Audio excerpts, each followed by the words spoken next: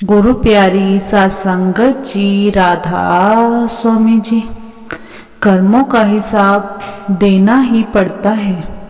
एक बार एक आदमी एक केले वाले के पास जाता है और उससे केले लेता है। केले लेकर वह अपनी जेब में से 100 के, 200 के और 500 के नोट निकालता है और केले वाले को कहता है, भाई तुम्हारे जितने पैसे हुए हैं तुम इसमें से अपने पैसे ले लो। केले बेचने वाला भाई जब देखता है कि यह तो भाई अंधा है तो वह 100 रुपये के केले की बजाय उससे 500 का नोट निकाल लेता है और उसको कहता है, ठीक है अंकल जी, मैंने अपने पैसे ले लिए। उस अमीर आदमी ने बाकी पैसे अपनी जेब में रख लिए और केले लेकर वह चला गया। वह सेठ आदमी रोज उस केले वाले भाई से केले लेता और वहाँ 100 की बजाय उसके कभी 200 रुपये और कभी 500 रुपये निकाल लेता था। एक दिन उस केले वाले के मन में आया कि यह अंधा आदमी रोज मुझसे केले लेकर जाता है और यह इतने केले का क्या करता है। उसने उसका पीछा किया और वह अमीर आदमी एक बस्ती में गया और गरीब बच्चों को उसने केले बांटे। वह बच्चे बहुत खुश हो गए। वह सेठ आदमी रोज केले लेकर उन बच्चों में बांटता था। बच्चे भी उसका बेसब्री से इंतजार करते थे कि अंकल जी आज लेट हो गए, केले लेकर नहीं आए। अगले दिन जब वह सेठ आदमी उस केले वाले से केले लेने के लिए आए तो केले वाला बोला, अंकल कल तो आपको मैंने उस बस्ती में देखा था, आप वहाँ गरीब बच्चों को केले बांट रहे थे। वह अमीर आदमी बोला, मैं पहले करियाने की दुकान चलाता था। जब कोरोना हुआ तो मैं लोगों से सामान के डबल पैसे ले लेता था। लोग मुझे कुछ कहते थे तो मैं उनको कहता था, सामान लेना हो तो ले लो, नहीं तो जाओ। तो उनको मजबूरी में मुझसे ही सामान लेना पड़ता था क्योंकि वहाँ पर कोई भी करियाने की और दुकान नहीं थी। कोरोना में मैंने लोगों को बहुत लूटा, लेकिन बाबा जी कहते हैं कि हमें किसी से भी ज़्यादा पैसे नहीं लेने चाहिए। कुछ समय के बाद कोरोना तो ख़त्म हो गया और उस इलाके में कई दुकानें खुल गई और उस इलाके के लोग वहाँ से सामान लेने लगे। कुछ समय के बाद मेरा एक्सीडेंट हुआ। मुझे बहुत चोटें लगी और उस एक्सीडेंट में मेरी दोनों आंखें चली गई। मैं चलने फिरने से भी लाचार हो गया।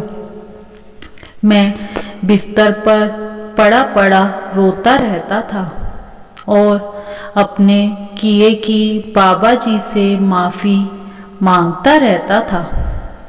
काफ़ी समय के बाद धीरे धीरे मैं ठीक हो गया।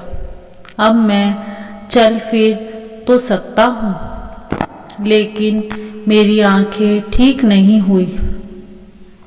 अपने कर्मों का हिसाब हल्का करने के लिए मैं इन बच्चों के लिए कुछ फल वगैरह लेकर इनको बांट देता हूँ।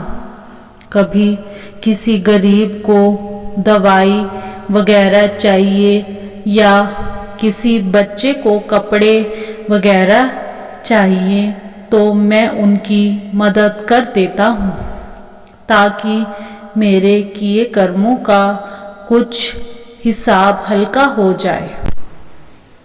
वह अंकल जी बोले, भाई हम सोचते हैं कि हमें कोई नहीं देख रहा, लेकिन ऊपर वाला हम सबको देख रहा है कि हम क्या कर रहे हैं, अच्छे कर्म कर रहे हैं या बुरे कर्म कर रहे हैं। वह हमारे कर्मों का लेखा जोखा, हमारा हिसाब किताब सब लिखता रहता है और एक ना एक दिन हमें उसका फल अवश्य मिलता है।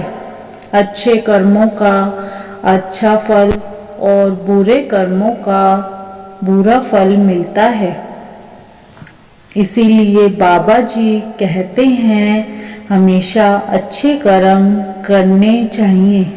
घर में अपने बुजुर्गों की सेवा करनी चाहिए ताकि हमारे बच्चे हमें अपने बुजुर्गों की सेवा करते देखकर कल को हमारी भी सेवा करें। कल ही मैंने देखा कि एक पति पत्नी अपने बीमार पिता को घर से बाहर निकाल रहे थे तो उनका बेटा पास खड़े यह सब देख रहा था। उन्होंने अपने पिता को एक कंबल दिया कि ठंड का मौसम है, यह लेकर जाना। बच्चा सब देख रहा था। उसने अपने दादाजी से कंबल वापस ले लिया और कैंची लेकर उसे काटने लगा। तो उसके माता पिता ने कहा कि बेटा यह क्या कर रहा है? तो बच्चा बोला, मैं इस कंबल के 2 टुकड़े कर रहा हूँ। पति पत्नी हैरान होकर बोले, लेकिन क्यों बेटा? तो वह बोला, जब मैं बड़ा हो जाऊंगा तो मैं भी आपको घर से बाहर निकालूंगा, तो यह आधा कंबल मैं आपको दे दूंगा। यह सुनकर उनकी आंखें खुली की खुली रह गई कि जो आज हम अपने बड़ों के साथ कर रहे हैं वही कल हमारे साथ भी होगा। तो वह अपने पिता के पैरों में गिर गए और उनसे माफ़ी मांगने लगे, क्योंकि उन्हें अपने पिता के साथ खुद को भी घर से बाहर जाते दिखाई दे रहे थे। बाबा जी कहते हैं अच्छे कर्म करें, सेवा और सिमरन को पूरा समय दें। सेवा बड़े भाग्य से मिलती है। लाखों लोग पूरा दिन सत्संग घर के गेट के सामने से जाते हैं, लेकिन सेवा और सत्संग में तो वही जाते हैं जिस पर उस कुल मालिक की दया मेहर होती है। इसी के साथ इजाज़त चाहते हैं।